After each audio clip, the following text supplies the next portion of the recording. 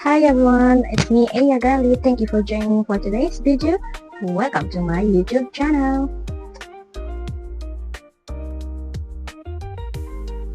So first, I have here some questions. Sinay ko na siya and nilagay ko siya. Nakalagay siya sa chocolate box. And here, ito siya. Here, wait. That's it. So, sisimulan natin yung vlog ko. Let's go! Hey, girlie! Okay, so, bubunot na tayo. Hindi ko ito tinitingnan and kaya ko siya kinost para ako nagsulat nito pero hindi ko inisip yung hindi ko pinaghandaan yung isasagot ko dito. So guys, hindi to scripted.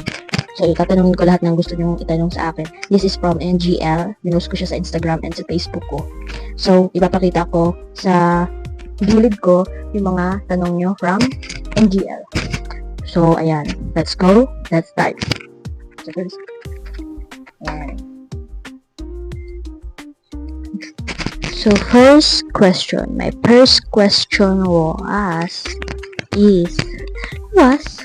natapos na.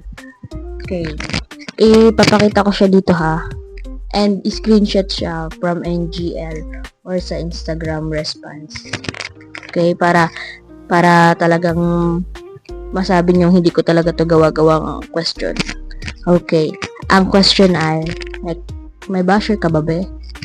So, unang bungad, may basher ba? Of course, we all know naman na nandyan talaga ang basher sa FB, sa TikTok, sa YouTube, sa Instagram, and other platforms. Diba? Hindi naman na yan mawawala yung mga basher na yan. Of course, kung tatanungin mo ako kung saan nagsimula ang first basher ko, I think, I was in a junior high.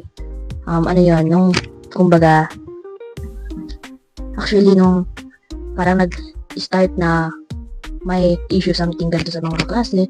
So, dun. I know, iba ang backstabber sa basher. But, being a backstab is also, if backstabber ka, basher ka na. Ganon. So, yun. My first basher ko is yung mga kaibigan ko na tinuring kong kaibigan, which is sa likod ay backstabber pala. That's why I cut them off. So, ayan. Next question. Seryoso ba talaga sa boyfriend mo? Feel ko kasi hindi. Okay. So, this is your question. I think seryoso naman siya kasi when it comes na kanilang dalawa, dun ko siya nakikita mas clingy. And kapag sa public place naman kami, para lang kaming magtropa. And I know na masyado lang siyang low-key. Kumbaga. And okay lang sa akin kasi nga, syempre hindi mo naman dapat ipakita sa public place na sobra kayo kung makaromantic RS mo. So kami, low-key kami sa public, but I know he is serious to me when it comes sa deep talks or kung makikilala mo kami or makakasama mo, makahalata mo talaga nasa RS kami, hindi yung as tropa time lang. So, ayan, nafe-feel ko na seryoso siya. Kasi wala naman sigurong taong hindi seryoso pero ipapakilala ka sa magulang mo, diba? So, ayan. That's all. I think, mahaba pang explanation pero in some point, yun yung summary. Next question. Pwede mo bang i-name drop isa sa mga crush mo? Actually, bilang lang sa 5 kong daliri. Say hi. Mag-hi ka. Hindi ka dito. Hi. Hi. Kakagising pa lang niya. So, ayan. Ang tanong ay, pwede mo bang i-name drop? Of course, pwede kong i-name drop. So, actually, bilang lang sa 5 kong daliri kung sino mga naging crush ko. Ayan. Kung sino sa isa sa mga crush ko, 5 daliri ko, syempre, yung pinaka-top 1 ko is yung may grade 6 crush ko. Kasi, si JC Cadlaon. Kasi, siya? Ink siya, iglesia. Hi guys, naputol yung video. Hindi ako nagmamalay na ista pala. So, uulitin ko yung pang-4 na question. Yung sana. Yan. May sana ka ba? Kung meron, ano yun? Ayan. Actually, ang sana ko, ang lungkot ng sana ko kasi ang sana ko, sana katulad ng pag-intindi ko sa iba, maintindihan din nila ako. At sana, katulad ng pakikinig ko, maintindihan nila yung side ko. Kasi huwag tayong one story lang. Kasi kapag nagkakaroon tayo ng issue, yung isang side lang ang pinaparinggan.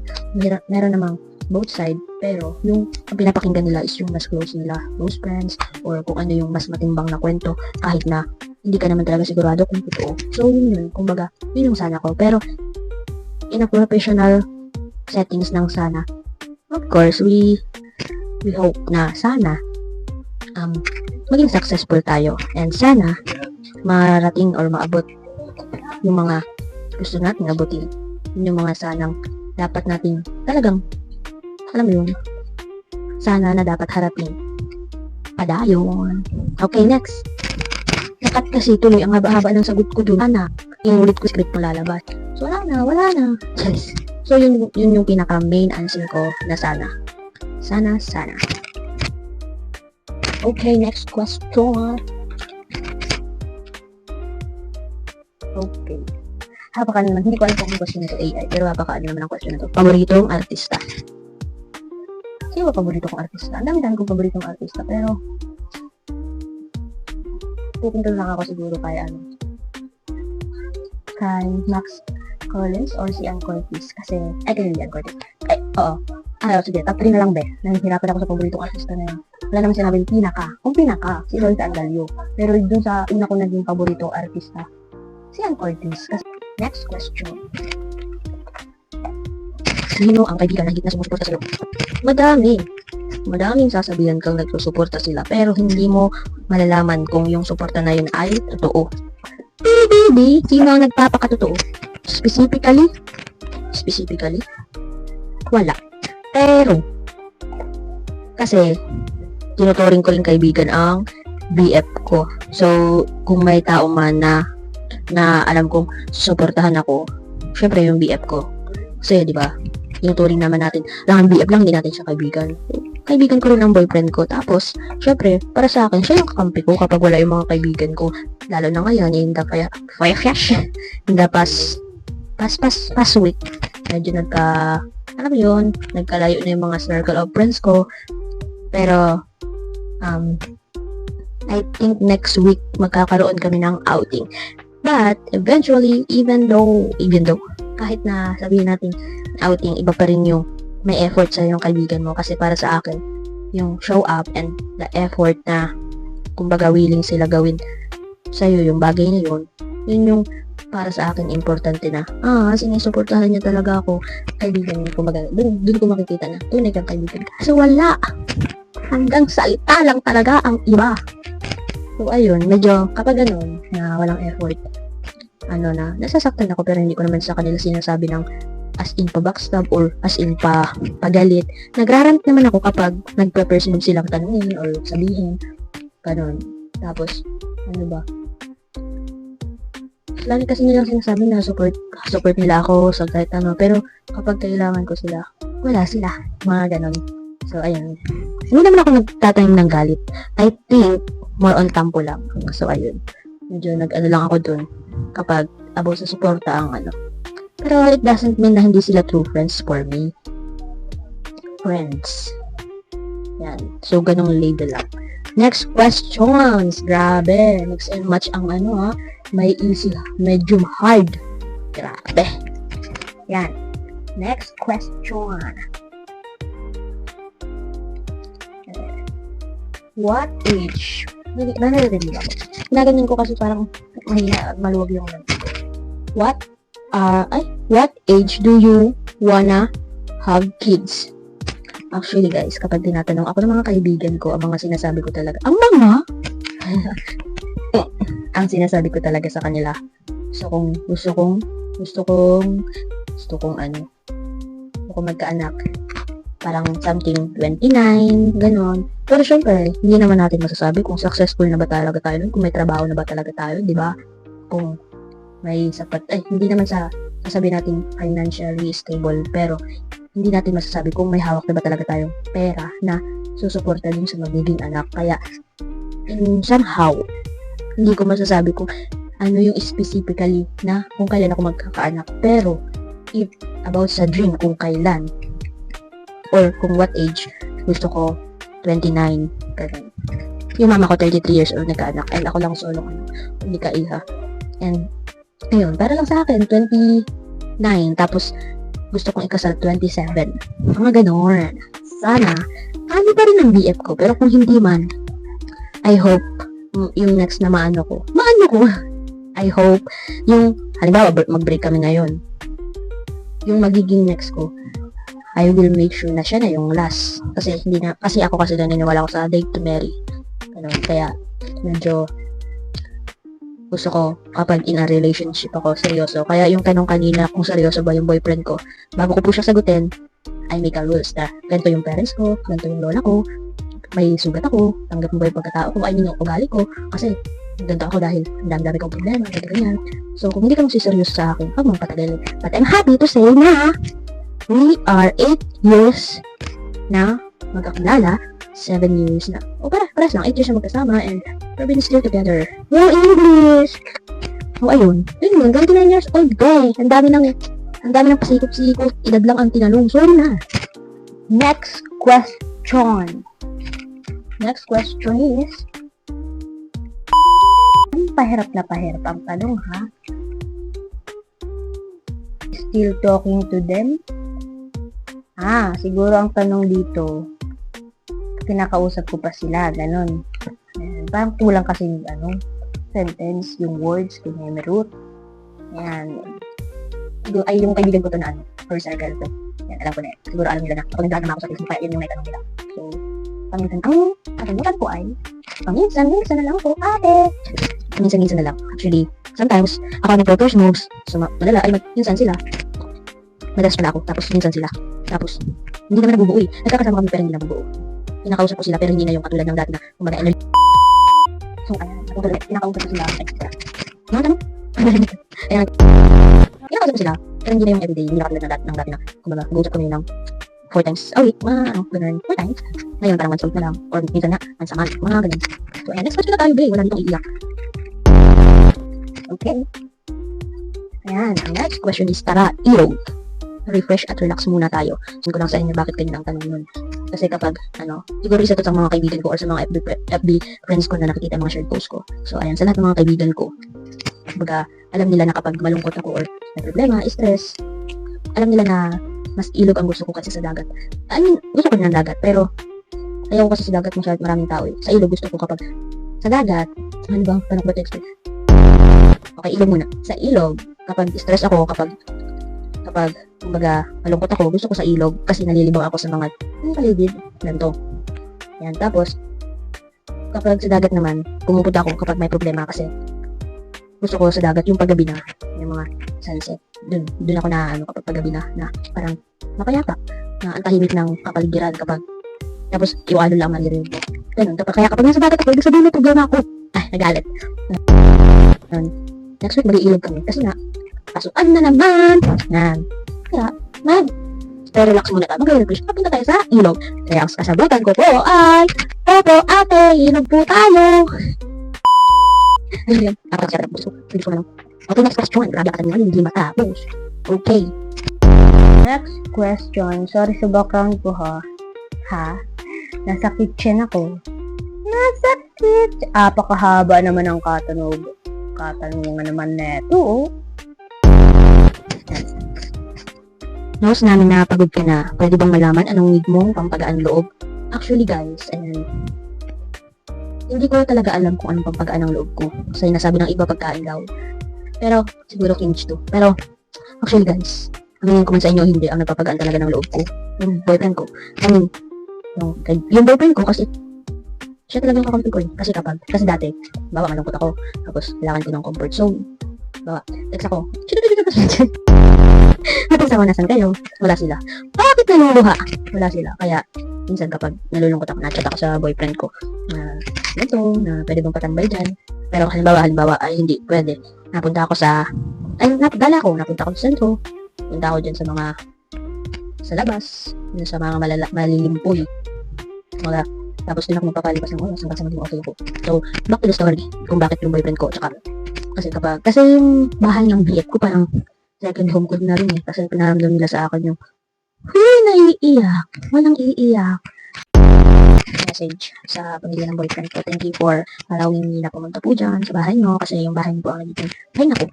At the same time, yung boyfriend ko po na anak nyo, kapatid nyo. Thank you so much, Ate Lynn and Ate Mapi. Mapi?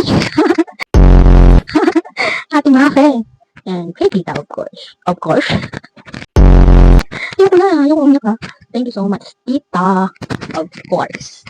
I hope na, diba, in the end, in the future, kahit na marami kaming pagkaawalan, kaguluhan, selos at tampo, I'm happy na even though maraming tampo, galit at pagsusuyuan, siya pa rin yung kakampi ko kahit na galit siya or kahit na, alam mo yun, mahirap, kahit na pares kami wala sa mood. Mga ganong times. Okay, next question din, walang iiyak. How much but chubby but sexy at the same time? Nalag mo yun. Halika dito. Hi guys. Hi guys, What's your name? James. This is James, my cousin. Buhat to sa picture ko na yan. Hindi ko naman kasi alam. Pwede naman pala kasi ako dati. Ito yung katawan ko dati. Ito yung katawan ko ngayon. Siguro. Hindi ko kasi alam eh. Kasi simula nung tumaba ako, doon ako nawala ng, hindi ko nga alam kung bakit sinasabi nila ako confident. Ang confidence ko, ganda ko. Pero deep inside, simula nung tumaba or sabi ako, wala na talaga ako ng gana. Guys, last 2 question na tayo guys. Hindi ko na ito uubusin lahat. So ayan. Okay. Ito yung 2 question na napili ko. Ay, wait lang. Ito lang pala. So ayan. Bakit ang pangit? Bakit ang hirap maabutin? Iba na lang. Itong sa parang ang haba nito. Bakit nakasin mo ko pero nagpo-post ka ng stories? Ayun nga. Sige, sasagutin ko to. Kasi parang ang seryoso nito magsatanong. So, para sa akin, guys, kapag magpo-post ako ng story pero hindi ako nagre-reply, ibig sabihin nasa me time ako noon. And baka kasi kapag ako hindi, always ako nagre-reply, bilis ko mag-reply. Pero kapag hindi ako nag-reply, ibig sabihin nun, may problema ako, or malungkot ako, or nasa zone lang ako na ako lang mag-isa, or gusto ko mapag-isa, ayaw ko nang kausap. So, kasi kapag ako malungkot, or wala akong mapagsabihan, kasi nga, minsan, yung social battery ko nauubos din naman. Puro lang ako shared post, story, pampagaan ng loob, kasi natutuwa ako kapag yung nagre-react sila sa story ko. So, din ako natutuwa na kahit paano, nagagaan siya sa loob ko. Puro lang ako scroll, nood lang ako sa TikTok. Okay, mapipili ba tayo ng isa? Wait. Naiisip mo na ba siya sa future mo? Yun nga, sana, kung kami talaga, siya talaga yung sa future ko. Pero, kung naiisip ko man, naiisip ko na, katulad niya, nung nakaraan na pag-usapan namin na, gusto daw niya mag-ibang bansa. Kasi hindi daw niya, kasi, habang papalapit daw kami sa graduating stage, hindi daw niya alam kung baga nalilito siya kung saan siya magpupunta, saan siya magtatrabaho. So, yun, binabalak niya na mag-ibang bansa kasi mataas ang sahod. Ako naman, sabi ko sa kanya, hindi ko talaga nakikita dito sa place namin na dito ako magtatrabaho. Sabi ko, bago ako mag-ibang bansa, pupunta muna ako ng Manila. Kasi kahit na mahirap, alam ko naman na mataas ang sahod, doon ko talaga nakikita yung sarili ko. Kikita ko yung sarili ko nagtatrabaho sa office at sana, in the future, matupad. At kung kami naman together in the future, of course, we'll be happy. And hindi naman namin mamadaliin kasi may mga promise kami sa magulang namin na kasi ang laki ng tiwala sa akin ang laki ng tiwala ng magulang namin sa amin.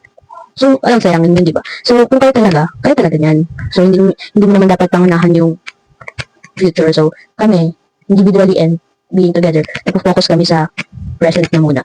And sometimes, yes, napag-uusapan namin yung future na, kasi nung mga panahong uusap kami about sa trabaho, at syempre, about sa trabaho, dun sa magiging plans. So, natanong ko siya kung nakikita niya ba ako sa future din, kung ako ba yung babaeng na gusto niya talaga, or kasi meron naman kasi talaga tayo merong iba na tingin lang sa'yo, hanggang din ka lang sa girlfriend, mga ganun. So, tinanong ko siya kasi gusto ko lang malaman. So, tinanong ko siya, sabi niya, nakikita na daw niya ako kasi apakalapit ko daw sa pamilya niya, mga ganun. So, nagkaroon kami ng mga private talks na hindi ko lang dito i-share kasi sa amin lang yung dalawa. Pero, to make it share with you guys, yung napag-usapan namin is all positive. And about siya sa future, sa plans, about sa pag-aaral namin, sa trabaho, sa mga dream job namin, and kung ano yung mga tatahakin namin landas. So, ayun. So, actually, additionally, sabi niya, pinapatanong ko ni Wayan. Hi, Wayan, my Caropox. Ang tanong niya is, kung ano nga yun? 3 to 4 years from now, ano na ako? Mga ganun. So, Wayan. 3 to 4 years from, 3 to 4 years from now, syempre, graduate na ako noon, and eventually, nag-aayos na ako ng mga papers na nagaling ko sa Manila, or kung naayos ko naman yun, nasa Manila ako noon. So, nakikita ko yung sarili ko na magbubukod. I mean, Sa pagbubukod na gagawa ko ng sarili kong pamilya or magkakaroon ako ng pamilya. Pero bubukod ako kasi gusto ko mag-grow individually and gusto ko mapakita sa kanila na kaya ko kahit ako lang mag-isa. I mean, hindi naman sa sinasabing hindi ko sila kailangan. Pero, di ba, syempre, matanda na sila. So, kailangan, tumayo ka sa sarili mong pader. Tumayo ka sa sarili mong paa. So, ayun, sa Manila ako mag-i-stay. Doon ako magtatrabaho hanggang sa makaipon ng pera. At 3 to 4 years from now, ayun, nagtatrabaho ako. I think may trabaho na ako nun. And, moreover, sa 4 years na yon, nakikita ko sarili ko mag-ibang bansa. And ayun, bisa na napagkwentuhan namin ng boyfriend ko, mag-ibang bansa din siya. Pero, hindi para sumunod ako sa kanya. Kasi, naisip ko na mag-grow kami individually, magsiseparate kami ng way. Kasi, magtatrabaho kami ng hiwalay. Diba? Para, kumbaga walang pabebe na dapat ganito tayo. Gusto ko, mag-work kami ng hiwalay para basta yung ganun yung nasa isip ko. So, ayun. Pero kung specifically focus sa sarili ko, ayun nga way. Sa Manila nga way. Kung doon ako makakuha ng bahay, kung doon ako doon ako gagawa ng bahay. Ibat kami doon ng, yun guys, thank you for watching guys!